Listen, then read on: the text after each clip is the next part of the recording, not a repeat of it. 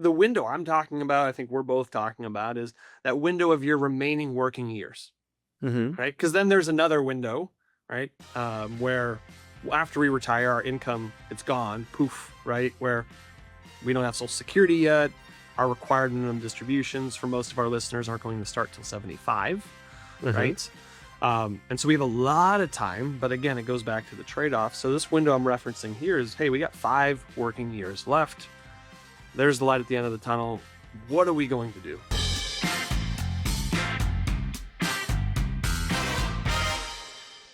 Scott, it is Roth conversion day. Woohoo! Today we are going to dive into what I like to call the thing beneath the thing. It's the Mm-hmm. layer under Roth conversions, because I think, what I found, and I'm sure it's true for you too, is that nobody actually wants to do a Roth conversion strategy. Nobody willingly wakes up every morning eager just to pay more in taxes, like willingly. Mm. Underneath that, what they actually want to do, what I found, is stop giving more money to the IRS Mm-hmm.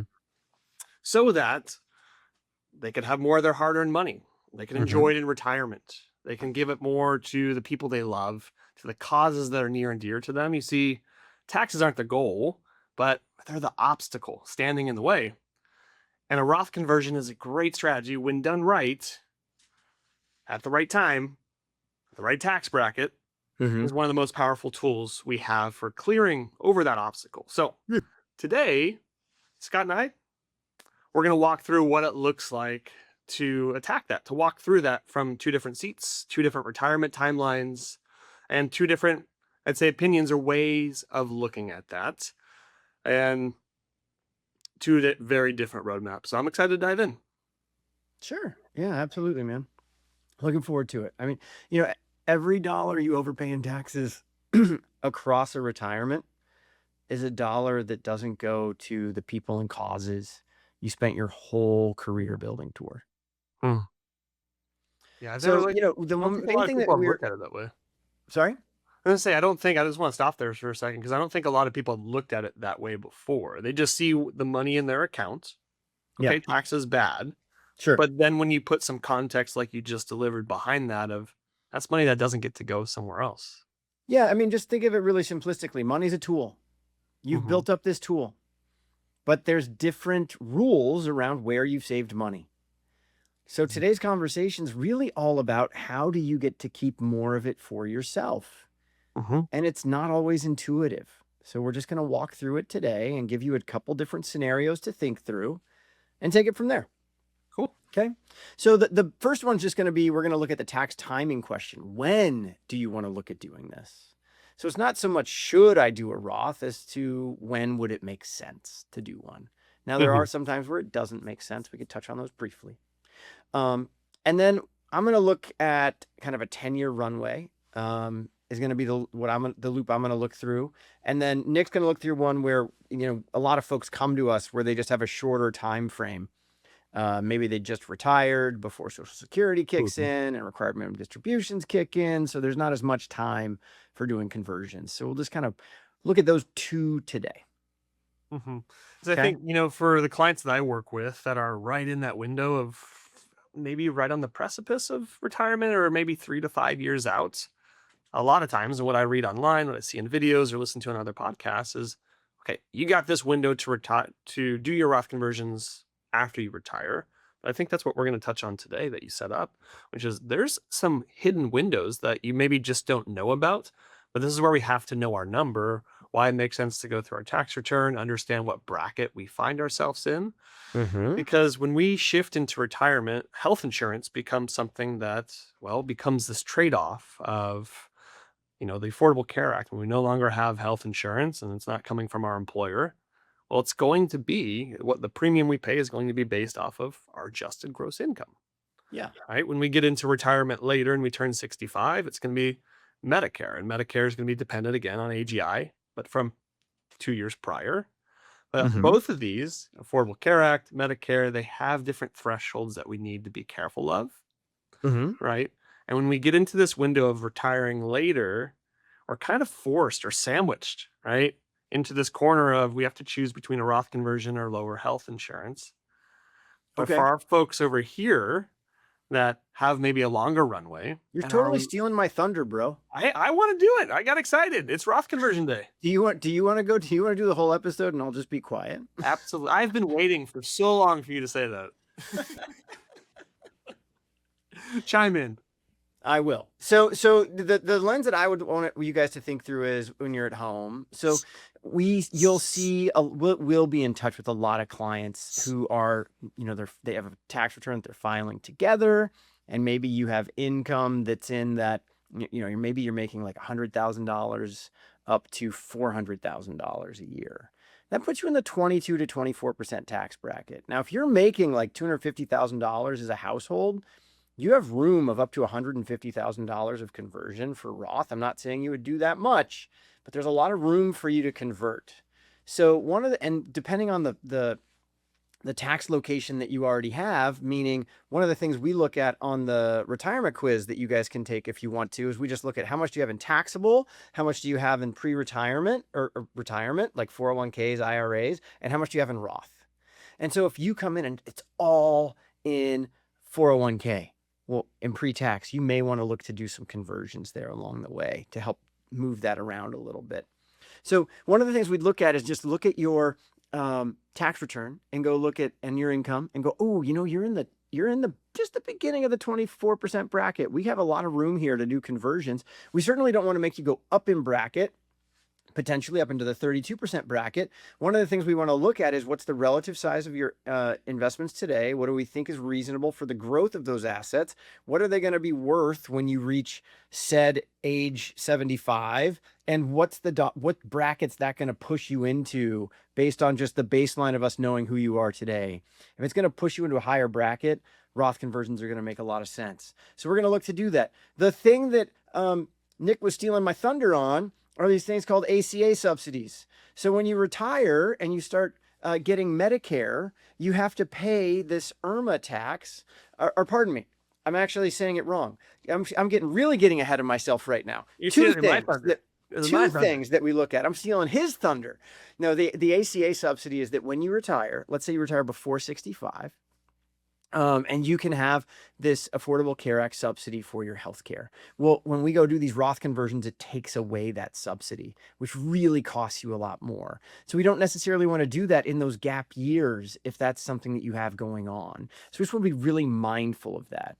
So just think of it as like every year looking at the rungs that are coming for you and seeing like, oh, right now, if I were to do stuff, I have to pay that. I'm paying the same tax rate now that I would in the future, but it won't hurt me that much. Okay, cool. Now, if we go do it once we're retired and we're still in those ACA years, what effect's that going to have? We run the calculation on that and we see what's that going to cost you. Then once you hit 65 and on, Nick will touch more on that in a moment and the things that we think about there. But all in all, we just look at it every single year and just look at, does it make sense to do a conversion? And for a lot of people, it does. Yeah. And I call this the eating your vegetables, right? It doesn't feel great, but this is where we have to connect to future you and coming back to like what is essential, what is most important in your plan. Sure.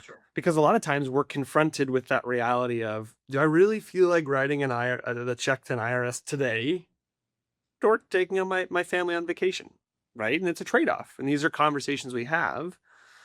But I could say, and Scott confidently say as well, if we fast forward from conversations we've had with clients that are in their 50s or 60s, to your point, that trade-off of, ooh, this is that window to do the Roth conversion now that I'm retired, but I now lose my health insurance and I wish I would have done it sooner. So this is why it's so important each year to be able to look at, to your point, of what rung on the ladder are you actually on? Is there room left? And understanding, I use the sports analogy, skating to where the puck's going, saying, hey, this would be actually a really good opportunity to do this now, right? Because we're going to lose that trade-off later, and we're going to wish we had, right? Yep. Yeah. Now, if we shorten that window, what does that look like, sir? Less time. Now, the window I'm talking about, I think we're both talking about, is that window of your remaining working years, right? Because then there's another window, right? Where after we retire, our income, it's gone, poof, right? Where we don't have Social Security yet. Our required minimum distributions for most of our listeners aren't going to start till 75, right?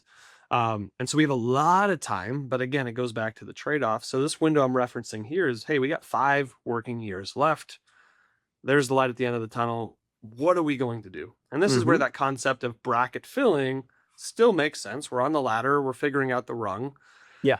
But what we have to decide here is how aggressive do we want to be, Mm-hmm. right? So maybe a couple here, they're married, they make a little over $300,000 a year. When we back out, itemized or standard deductions, they find themselves right under 300,000, call it 250, 275. Mm-hmm. They're right in the middle of the 24% tax bracket. Not a Mm-hmm. bad spot to be in, and a lot of room left to navigate before we get to the 32, Mm-hmm. right? Um, this is where I would advocate, yeah, let's start doing some bracket filling Mm-hmm. up to the 24. I don't really see here like the 32. It all depends on where you think future tax rates are going to go. I like to find my sweet spot right in the 22, 24. Anything below that, no brainer, 10, 12, absolutely. Mm-hmm. Anything above the 24, that's where we say, that's getting expensive now, right? Mm-hmm. And so the real question in that window is being able to then track, like what we talked about earlier, what are health costs going to be? Where have we saved already of a Mm-hmm. Roth IRA, a pre-tax 401k IRA, a brokerage account, we like that Mm-hmm. one. And then being able to do a simple math exercise, which is to say, let's take the balance of our 401k, our pre-tax assets today. We could add in or layer in some growth of where we think it's going to be roughly or conservatively by 75. And we can open up what's called the IRS life expectancy tables, right? So for someone who's going to take an RMD at 75, they divide by something like 24.6, and it gives you a rough number of where you think your RMD is going to be, so that you can now say, here's my social security, here's my RMD. Oh, look, it wasn't as bad as I thought. I don't need to do the Roth conversion, or ooh, that's going to push me a lot higher. Right. But when we go back to that 5 year window, we don't have the same time that Scott and his client did at the 10-year mark. So we really have to be intentional and deliberate around how much room do we have? How much are we trying to convert? And it ties back to what is the actual goal we're trying to accomplish? Yeah, no, absolutely. I think you're explaining that well. I mean, the what we typically see is that we may look to be doing these conversions when we're in these lower brackets, while we're still working.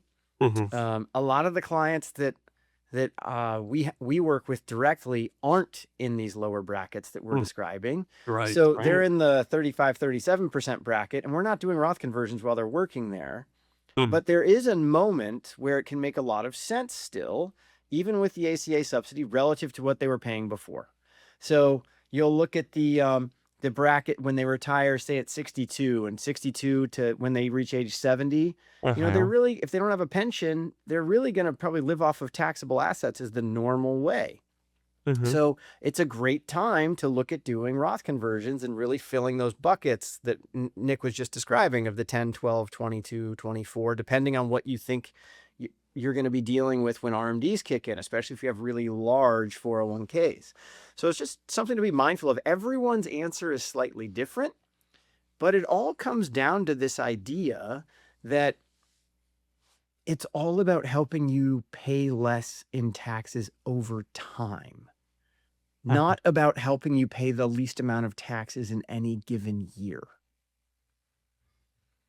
And so when you talk to an accountant about this, they'll often be like, you're crazy. I can make you pay less in taxes today. And today, it's always lovely to pay less in taxes Of course. today. Yeah. But what I care about for our clients is we want to pay the least amount of taxes over our lifetime. And that's a different number. Yeah. Yeah. Yeah, and I would go so far as to say, for our listeners who are in their 30s, their 40s, even their 50s with that runway, the power of understanding where we're saving today, because you and I, Scott, have had so many meetings, countless, where they've done an incredible job saving. I don't want to take that away. I don't want that to be lost.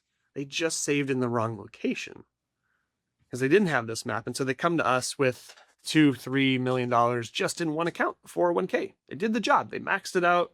Fantastic.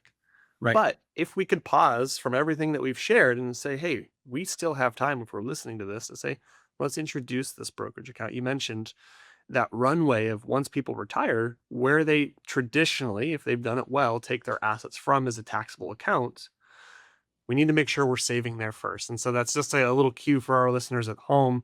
If there are more accounts that exist outside of just your 401k, outside of just your Roth IRA, that you Yeah. could save above and beyond, that are going to set us up so well to have that flexibility in retirement.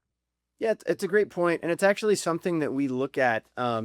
If for anyone who's interested, we do have a "How much do you need to retire?" quiz. There'll be a link to it in the show notes. And one of the things that we look at, we ask you, is how much do you have in taxable assets? How much do you have in pre-tax assets? And how much do you Mhm. have in Roth assets? So when we help you look at the overall, like how much do you need to retire, right? Which is a pretty back of the napkin way of doing it, but it's really helpful. You can see what your percentages are in those different things, and it helps you get the sense of, oh, maybe I should think about changing this a little bit. Mhm. Mhm. Yeah. Because again, a Roth conversion, it's a bet on your future tax rates, right? And being able to have these figures, understanding where they're going, getting into that rhythm each and every year, right? The point isn't just to, hey, let's wake up and willingly pay more taxes. It's where are we going? What are we trying to do? What are we trying to accomplish? And how do we pay less taxes? Not only along the way, but collectively by looking at that lifetime total tax number. Yes, and just to briefly add to that, Hmm. just go through this simple math exercise with me. So you have $1,000 to invest, Okay. and there's a 10% tax rate. So if you want to invest pre-tax, you put $1,000 in, and now we're going to grow it. It's going to grow for a long period of time, and in the end, it's worth $10,000. Tax rates haven't changed. You take the money out. You pay 10,000 times 10% is $1,000, so you get to keep $9,000. Now, do a Roth. You have $1,000 to invest today. You pay 10% in taxes today. You pay $100 in taxes. You invest $900. It grows the exact same growth rate as that pre-tax account. What's your end dollar amount? $9,000. They're the exact same. The point of the Roth conversion is looking at, is it better for me to pay some taxes now or in the future? Mm, Now, okay. we can't guarantee you what the future is going to hold. So that's why we do this very, uh, we do it with trepidation is the wrong word, but we do it very carefully. Yeah. Uh, and we walk through the ramifications for a client when we do it. But if you just look at where the United States is today, with a deficit that's over 100, it's over 100% of debt to GDP. I have a hunch, yes, of where There, it's going. and we have the lowest tax rates that we've had Don't in, forget about that. Yeah. I think, pretty much society. Um, chances are they don't keep going down. Chances are they either stay the same or go up. Hmm. Hmm. So we just want to look at you're weighing a probability of a choice, and you're seeing like, how much of this do I want to bet on? Yep. And again, like anything, everything's a trade-off, right? Spend more today, or write the check to the IRS. When we get into that retirement window, we could have lower health insurance, or we could do more Roth conversions. It's always a trade-off. And so we like to say, especially feels like over the last, 10, 15 years, there's just been all of these different tax legislation that we have to study up on every 4 years, every 6 years, it changes, right? There's updates and revisions, and it's written in pencil, Scott. We don't know where it's going to go, but this is what we're having today. This is what's in front of us. These are the decisions we're making based off this framework. And I think with the idea of where do we think rates are most likely going in the future, and how do we use that to guide, the decisions that we make. Yeah, agreed. So, I mean, as we kind of start wrapping this up, I think there's really four lenses that you all can look through to see if this is right for you. And the first is that the goal of Roth conversions, while it is in a sense tax efficiency, I just explained that, it's way more about your life and keeping more money in your own pocket.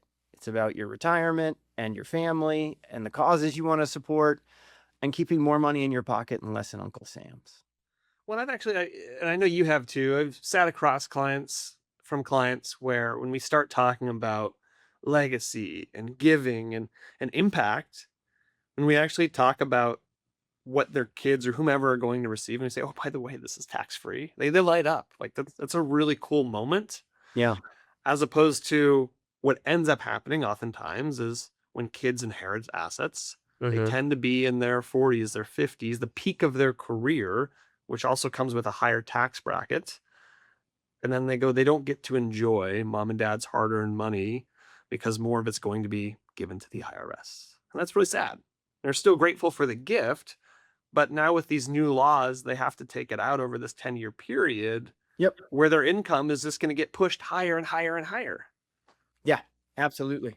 Um, there's some things people can do about that and some things you can't. If you're a W-2 employee who receives those assets, you're kind of stuck. If you're a small business owner who doesn't have a lot of employees, defined benefit plan is an awesome way to go. Different episode for a different day.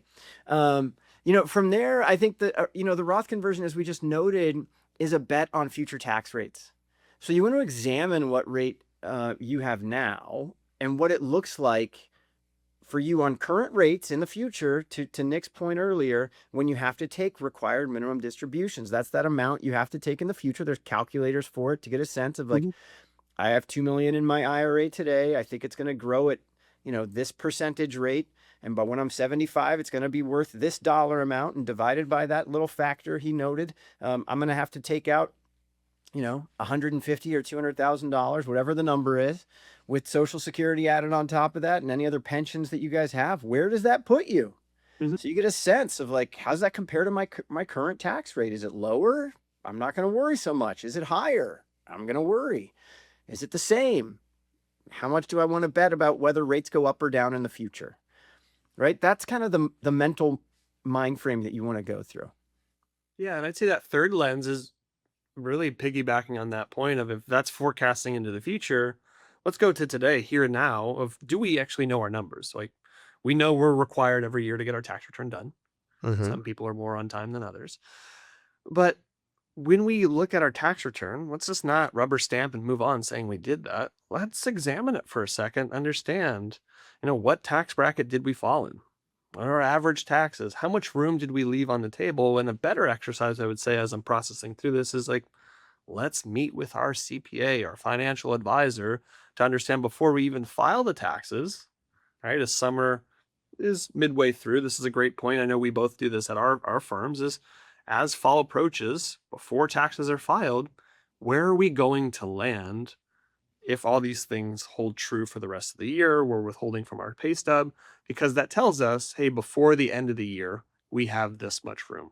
Because once your tax return's done, make your payment, you get your refund, too late. Absolutely. Yeah. I mean, talking with your accountant, if you have one, and your advisor, if you have one, totally makes sense. And to your point, proactively. Yes. Don't do it after the fact when you can't make the decision anymore. Do it in the fourth quarter, when you can look at what's my comp for the year, what's everything happening for the year, what's happened in the markets this year, what do I want to do, and how do I want to do it? You have so much choice in Mhm. what you choose to move over from an IRA to a Roth IRA. So you can do lots of cool things. There's things you can't do anymore, sadly, that were taken away from us. Different conversation for a different day, but you still can. But I think the last point to really think through is just what part of the map are you on between the two things we talked about? Are you in a earlier in your career where you have some time to think about this and really do some planning? Are you later in your career or just retired where it's like, oh man, I got to get going on this now? Mhm. Figure that out, see where you land, and then take the next step. One thing for those of you who are in process, like in career, that we didn't even note today, there's been a number of layoffs that have happened, like across tech and across other areas.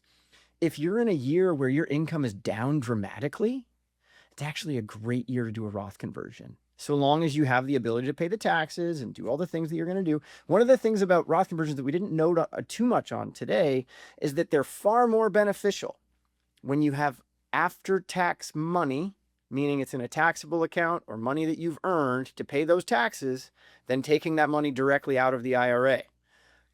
Doesn't work as Yeah. well. So like that's just kind of getting really into the weeds of this whole thing. Like, we're trying to give you the high level, like, look at it this way, go do some research on your own, go talk to your advisor. But that's kind of the lens I would think about this through. How about you, sir, as we're wrapping up? It's always helpful when you got everybody in the room. As you think about Roth conversions, as you think about retirement planning, your investment strategy, it helps to have a team. Whether that's your financial planner, your CPA, making sure everybody's on the same page and understanding where we're moving towards. And so, as we talked on today, there's several different windows, whether you're further out, as Scott mentioned, with knowing where you are on the map, or as you're getting closer to retirement, or you're already retired and you have what I like to call the golden window before Social Security and RMDs start. The key is knowing your numbers and trying to figure out, what are we going to do with it? What's important? What's essential? What are we trying to move towards? And so, say wherever you are on that map, it's a great conversation worth having and tying it back. And I know we mentioned before, but we also do have a quiz that you can take that we'll link to in the show notes, just to get a better sense of where you're at, how far you are, how close you are to retirement, and some of those goals. Yep, absolutely. All right, All Scott. right. Well, until next time. See you later, Great my seeing friend. you guys. See you later, sir.